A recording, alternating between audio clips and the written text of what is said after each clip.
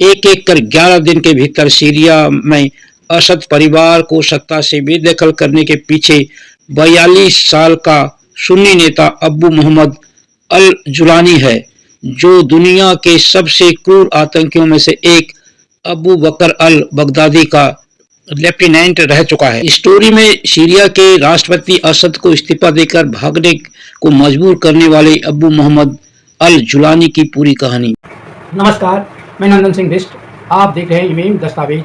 अगर आप इस वीडियो को YouTube चैनल पर देख रहे हैं और चैनल पर नए हैं तो चैनल को सब्सक्राइब करें, बेल का आइकन भी दबाएं। अगर आप इसको फेसबुक पेज पर देख रहे हैं तो पेज को लाइक करें। अगर आप इसको इंस्टाग्राम पर देख रहे हैं तो हमें फॉलो करें और वीडियो को शेयर करते रहें। विद्रोहियों के घर में जन्मा विद्रोही बना। तारीख 26 जुलाई साल 1956। मिस्र में राष्ट्रपति जमाल अब्दुल नासिर ने सुएज नहर का स्पष्टीक राष्ट्रीयकरण कर दिया।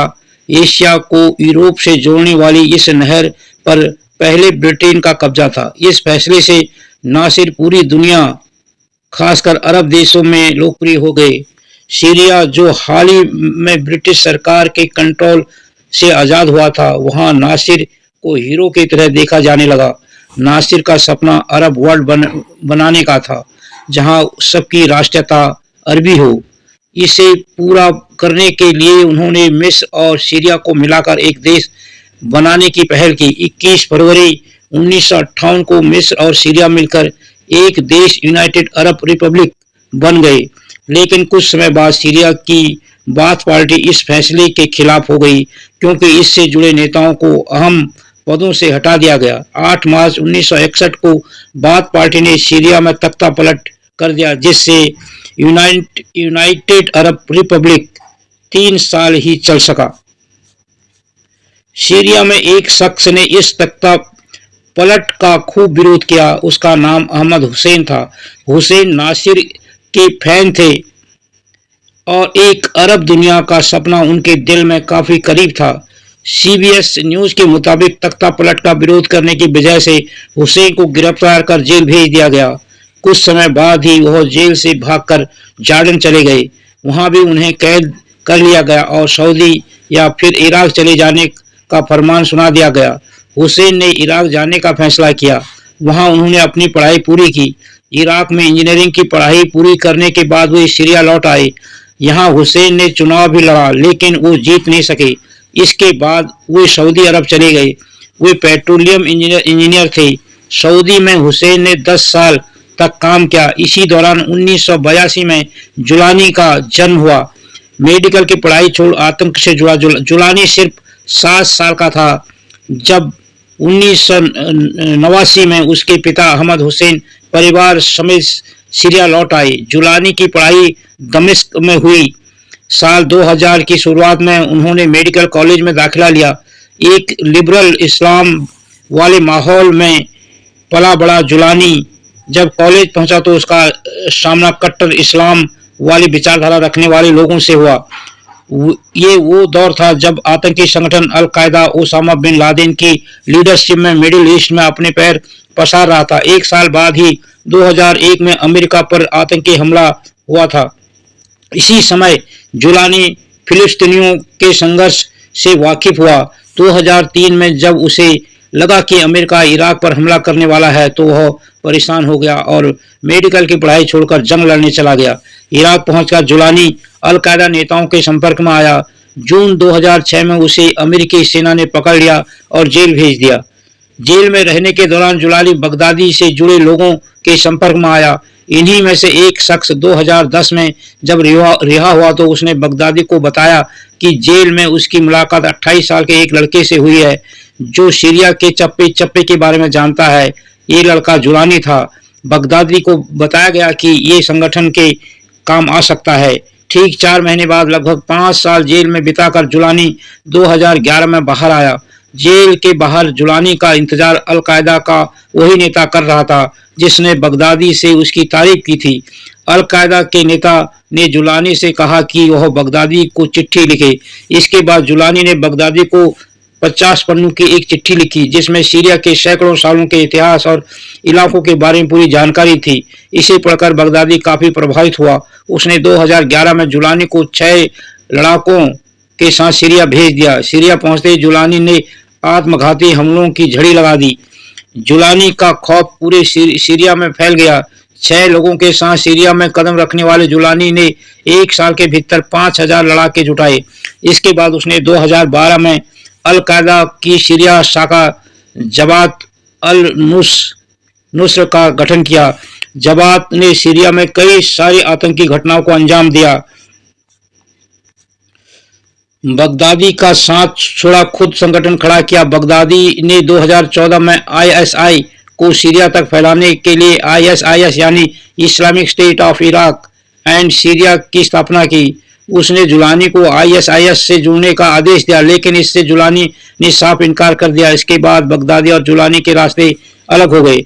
हालांकि इस वक्त तक उसने अल कायदा और लादेन के बाद अल कायदा के दूसरे सबसे बड़े नेता अल जवारी से अपने संबंधों को अच्छा रखा। उसका मकसद अल कायदा के रास्ते पर चलकर सीरिया में असद सरकार को गिराना और वहां शरिया लागू करना था। जुलानी इजराइल और अमेरिका को इस्लाम का दुश्मन मानता था। जुलानी के लिए काम करने के लिए इराक और अफगानिस्तान से लोग आने लगे। शरिया के नाम पर लोगों के सिर कलम किए जाने लगे। 2016 में सीरिया में असद रूस और ईरान के समर्थन से ताकतवर हो गए।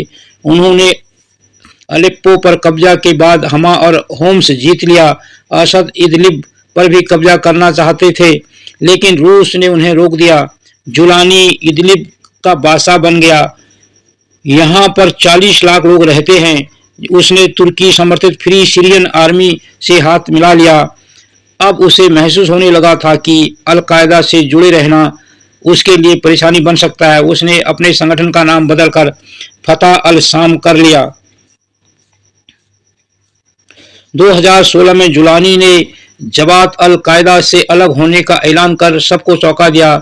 इस समय तक दुनिया जुलानी के सिर्फ नाम से वाकिफ थी, लेकिन किसी ने उसका चेहरा नहीं देखा था। वह टीवी पर कभी इंटरव्यू नहीं देता था और सार्वजनिक जगहों पर जाने के दौरान अपना चेहरा ढक कर रखता था। लेकिन कुछ ही महीने बाद 2017 में जुलानी ने एक वीडियो जारी किया और दुनिया के सामने आया। उसने हयात तहरीर अल शाम के गठन का ऐलान किया। उसने कहा कि उसके संगठन का किसी बाहरी देश या पार्टी से कोई संबंध नहीं है। जुलानी ने कहा कि उसका एकमात्र मकसद सीरिया को असद सरकार से आज़ाद कराना है, क्योंकि उसी की वजह से सीरिया में रूस से लेकर अमेरिका और ईरान तक घुस चुके हैं। वह अपने देश को अमेरिका और रूस जैसे वर्ल्ड पावर से बचाएगा।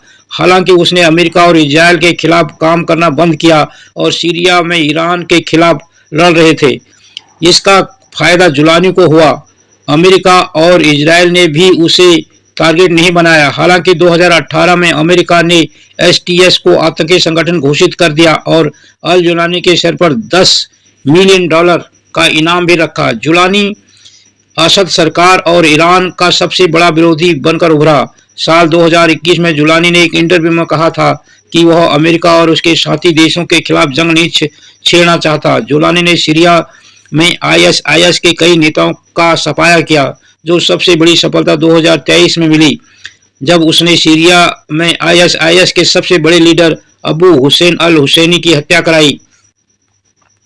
पहली बार दुनिया ने जाना जुलानी का असली नाम। जुलानी का असली नाम अहमद अल सारा है। यह खुलासा इसी सप्ताह हुआ है। दरअसल 5 दिसंबर को हमास शहर पर कब्जे के बाद एसटीएस ने बयान जारी किया था। इसमें उसका असली नाम अहमद अल सारा दर्ज था। सीएनएन के मुताबिक अल कायदा से संबंध तोड़ने के 8 साल बाद जुलानी के रहन सहन और पहनावे में भी बदलाव आया है।